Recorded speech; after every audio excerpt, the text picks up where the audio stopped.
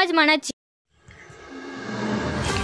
खंडेराजुरी गावात गेली 50 वर्षात जे रस्ते झाले नाहीत ते रस्ते पालकमंत्री सुरेश भाऊ खाडे यांच्या माध्यमातून आणि भाजप तालुकाध्यक्ष दिनकर तात्या भोसले यांनी पाठपुरावा करत केले।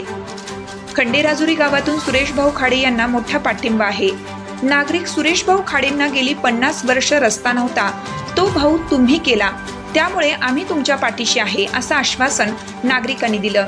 भाजप तालुकाध्यक्ष दिनकर तात्या भोसले यांनी वारंवार पाठपुरावा करून सुरेश भाऊ खाडे यांच्याकडून मोठा विकास निधी गावासाठी आणला आणि गावचा चेहरा मोहरा बदलून टाकला।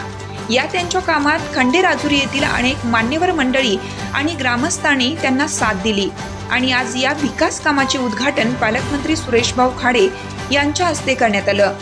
यावेळी सरपंच शुभांगी चव्हाण, उपसरपंच संगीता यादव, इंद्रजित पाटील, राजेंद्र सुंगारे, किशोर कांबळे, विठ्ठल रुपनर, तुकाराम रुपनर, रावसाहेब चौगले, प्रवीण निकम, किरण पाटील, सुशांत काटे, विश्वजित रुपनर, रामराव कांबळे, गजानन रोकडे आदी पदाधिकाऱ्यांसह सर्व मान्यवर मंडळी, विकास सोसायटीमधील सर्व पदाधिकारी उपस्थित होते। गावातील नागरिकांचे प्रेम पाहून पालकमंत्री खाडे भारावून गेले।